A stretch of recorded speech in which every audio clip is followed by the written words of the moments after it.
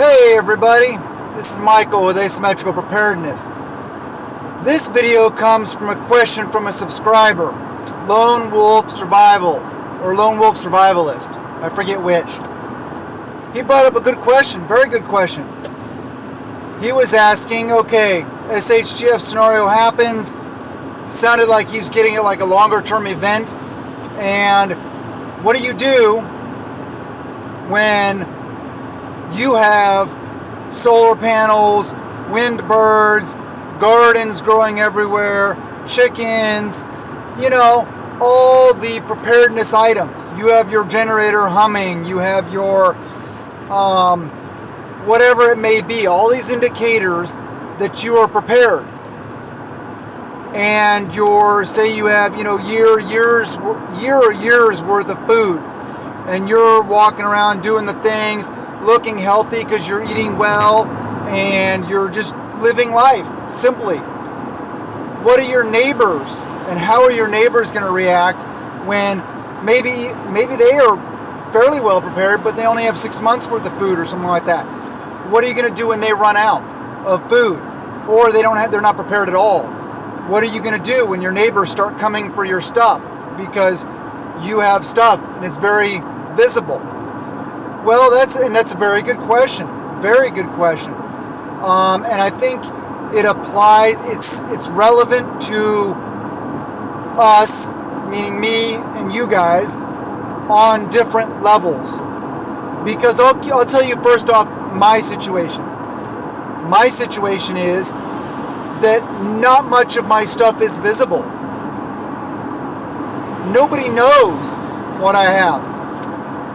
From the road that other people drive by, which is a private drive with only a couple houses on it. So there's only a couple people, including, the mail lady, substitute mail lady, Amazon, FedEx, UPS drivers. Yeah, I get it. There's more than just my neighbors that see, but it's a dead-end road, no through traffic. So there's some people that see. So what can they see when they drive by my property? All you can see is a fifth wheel. Okay, that's a common thing. Trailer, travel trailer. And sometimes, depending on where my vehicles are parked, or if both my vehicles are there or not, a raised bed or two. That's it. That's all somebody can see. Oh, he also mentioned smoke coming from your chimney. Well, smoke coming from chimneys where I live is everyone. Because I live rural, everyone's going to have smoke coming from their chimneys if they're alive in their home. So, also with my situation is, the people that live on my private drive, 70, 80, it's hard to do, there's only a couple houses, so like 80% of the people are into preparedness. My closest neighbor is a total prepper. He's awesome. He also has gardens, orchards, greenhouses, all this stuff, generators. Yeah, I get it. And then on the next street, on the more of a, the actual road that's not the private drive, the closest people that live to me, 5 out of the 7 houses are also into preparedness and or at least into like homesteady type things. They're homesteads, they're mini farms. And then beyond that, it's even more farms and then more farms. Hobby farms, whatever you call them. So anyway, my specific situation and answer to that question is nobody's going to see it. I get it, yes, people will come looking. But another part of preparedness is offering help to those around you. Offering help to your neighbors, to your friends, to people in your community. That's part of preparedness, of being a prepper, for me personally.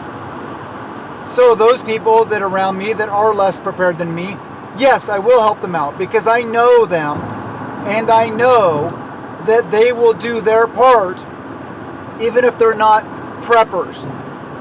they're at least into other things having to do with security. For me, that's the cool stuff that we talk about over on Patreon. $1 a month. Check us out. Link in the description below. And while I'm mentioning that, I am moving all... Actually, no, I'll talk about that in another video. Anyway, back to this video.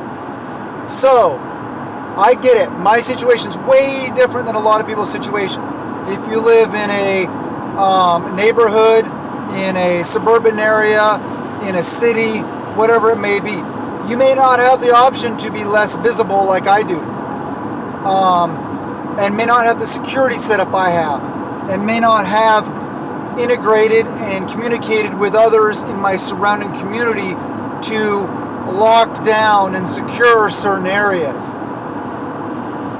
I get it. I'm in a very good situation where I am, even though I'm in a state that I may not like everything about it. You may not be in that situation. So what do? You have things that are visible. Well, first off, try to mitigate what is visible. If you have backup generators, backup solar panels, stuff like that, put them where they're not visible. Build soundproof enclosures. Yeah, I get it. You have to have a vent. An exhaust vent. Yes. You can only do so much. And people that call people out, I'm not saying Lone Wolf Survivalist is doing this. I'm not saying he's saying anything wrong or implying anything to the negative. But a lot of people are naysayers no matter how well prepared you are. They're like, well, but what if? What if the entire Chinese army shows up in your neighborhood? You can't defend against all of them. Of course not. But that doesn't mean I'm not going to try to be prepared. And like I said, not knocking Lone Wolf Survivalist. I'm not saying he's a good dude. I'm not saying he's trying to say that. Some people act like that, though. He asked a very good, very viable, very reasonable question. So yes, try to mitigate your visibility factor as much as possible. Try not to show your hand. Show your cards.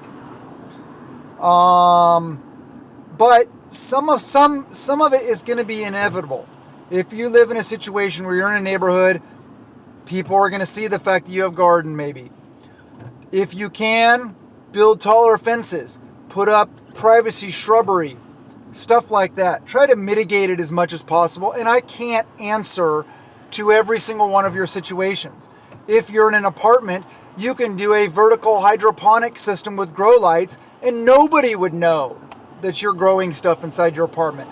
But an apartment is not a sustainable place to be in an SHTF scenario, right? Yeah, it's not secure. You can't secure it. So, bug out locations. I'll tell you what, I'm in a very, very blessed, unique situation, maybe too, where a lot of you aren't there. So I'm not trying to brag. You guys know me. I don't do that. I'm not trying to make you feel bad, but I'm also in a very, very good situation in that regard. Very, very blessed. Where I have acreage on top of a mountain that is so remote. It's almost too remote because the population density is like 0. And even within an hour of me, 45 minute drive on dirt roads, there may be 50 people. Maybe. And they're all acreage, farms, self-sustainability, all that kind of stuff. Off-grid, within 20 minutes of me is off-grid. There isn't even a grid available for a 20-minute drive, actually maybe a 30-minute drive of my bug out location, which is my cabin, outbuildings, all this stuff like that. And obviously, yes, that's my primary bug out location. I have alternates also. I have buddies with other primary bug out locations, stuff like that, which I recommend you do. So, yeah, have the ability to bug out. I mean, is it optimal? No. I'd say bugging in is optimal. Sheltering in place, staying put, securing what you have, and or bugging out maybe from your residence to somebody in your mutual assistance group's residence. So you're not really bugged out. You're still living at somebody's primary residence. It just may not be yours. Maybe they'll have a better setup, better situation where you guys can gather, your group can gather. I recommend that. Staying on the down low as much as possible. Being ready and willing to help those around you so that they will help you. Maybe you'll help them with food and water and stuff like that, and then they'll help you with security. Or maybe one of them's a doctor and they'll help with medical. Or maybe they're just bad guys and you may just have to defend what you have. Hopefully you don't. That's the worst case scenario, but it is a scenario. It's very viable. It's a very good chance that you may have to defend yourself from nefarious forces, from other people. So be ready to do that. Like I said, that's what we talk about on Patreon. That's not politically correct or politically acceptable anymore. And I have to respect this. I have to show respect to this platform as long as I want to belong here and stay here. And just stick to prepper stuff. The non-tactical side of preparedness. All the tactical side of preparedness, all the political stuff, all the more personal stuff, all the, this kind of stuff is over on Patreon. And unfortunately, that's just the way it has to be right now. Because I want to stay viable on this platform so that I can reach more people. So that I can encourage more people to be prepared. Because you got to look at the big picture. Whether you like it or not, there are people that we can reach and get them into preparedness. They may not have our political views. They may not have our faith review or views or religious views, or they may be of different ethnicities than us. It doesn't matter. Who cares? I want everybody to be more prepared, because the more that everybody's prepared, the less threats there are, like Lone Wolf Survivalist is asking. What about those threats? If they become a threat, you got to do what you got to do. You can only secure your situation the best you can. I always recommend, having security, doing certain things. But like I said, that's Patreon. Here, our portion of the discussion is trying to make things as least visible as possible. Try not to have people know what you're doing, what your capabilities are. Another really good trick, I forget where I learned this so long ago, is buy clothing and put it in a separate box for SHTF clothing. Buy your clothing 2 to 3 sizes larger than you wear. And then anytime you're going anywhere that's visible to other people, wear that clothing. So it looks like you've lost a bunch of weight, that you're not healthy. Just saying. Maybe you have, go in the yard and rub some dirt on your face. Don't make it too crazy, but, make it look like you're not clean and you're not hygienic and you are pure that you have lost weight. That's a really good trick. 2 to 3 sizes, I'd say 3 sizes larger clothing. That's a really good way to do it. It's a trick. You're going to fool people into thinking that you've lost a bunch of weight. Now, people that know you and see you before, they know you didn't used to be that heavy or something like that. But you can fool people, maybe. It's just another tool in the toolbox, another trick of the trade. But don't stop prepping. Don't stop doing the things because of what ifs. We can what if forever. Like I said, you can have the entire Chinese army show up in your neighborhood and yeah, you're screwed. You're SOL. You're going to die, period. And a lot of people in a bad, big, long-term event are going to die. There's going to be a lot of death, a lot of pain, a lot of suffering. It's not going to be pretty. That's why I don't get it, these people that they want SHTF to happen. They're looking forward to it. It's not pretty. We don't want that. Just like war of any kind. I don't want any kind of war. Now, am I ready to step up and do my part if needed? Of course. But it's not something we look forward to. It's ugly. It's horrible. It's painful. It's suffering. It's just not good. So please don't look forward to SHTF. Because even as prepared as you think you are, you're not ready for it. I'm not ready for it to the level that I want to be. Anyway, yeah, so keep on doing the things. And Lone Wolf Survivalist, thank you for the question. I know it was an honest question. I know that you weren't coming at it trying to attack me. I get it. Thank you, brother. Thank you for the awesome question. I welcome questions like that. Constructive questions and or constructive criticism. I'm not perfect. Continue doing the things, people. Continue prepping. But yes, keep this in mind. Keep it in mind that you may have to deal with this situation someday. The more aware of it you are, the better off you'll be.